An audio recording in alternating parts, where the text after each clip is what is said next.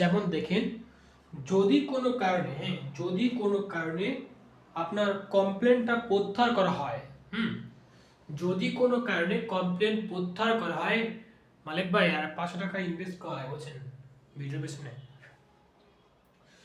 Complain যদি প্রত্যাহার করা হয় তখন আসামি খালাস দিতে বাধ্য থাকবে, ঠিক আছে। যেমন দেখেন, কমপ্লেন প্রত্যাহার করা হলে আসামি খালাস দিতে বাধ্য থাকবে। কি আসামি খালাস দিতে থাকবে?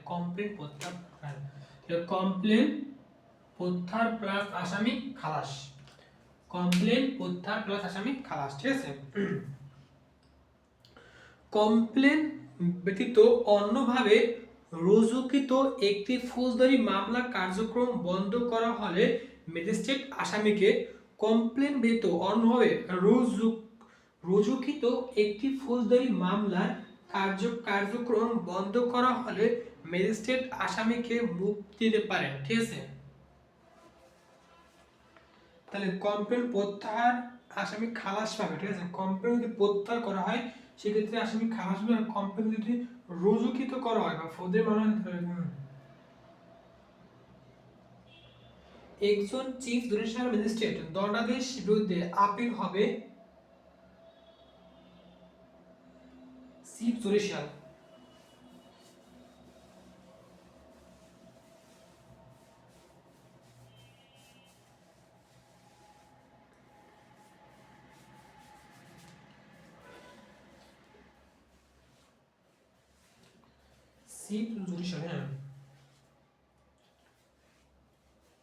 চিফ জুডিশিয়াল দায়রা জজ আদালত, চিফ জুডিশিয়াল দায়রা জজ আদালত, চিফ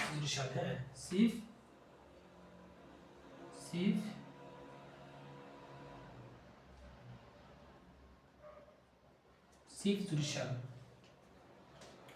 দেখেন এখানে কিন্তু বলা আছে স্পষ্ট, কি বলা আছে, যে চিফ জুডিশিয়ালের কথাটা কিন্তু এখানে স্পষ্ট বলা আছে, ঠিক আছে।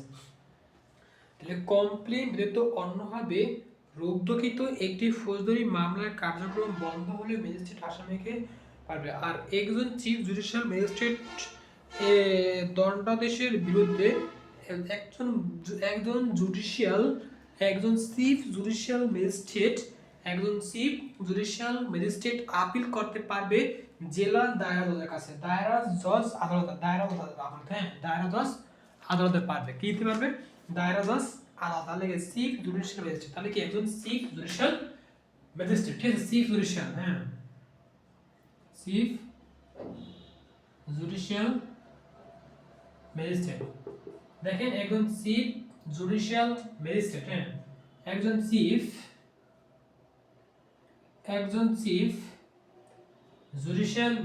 একজন চিফ জুডিশিয়াল ম্যাজিস্ট্রেট,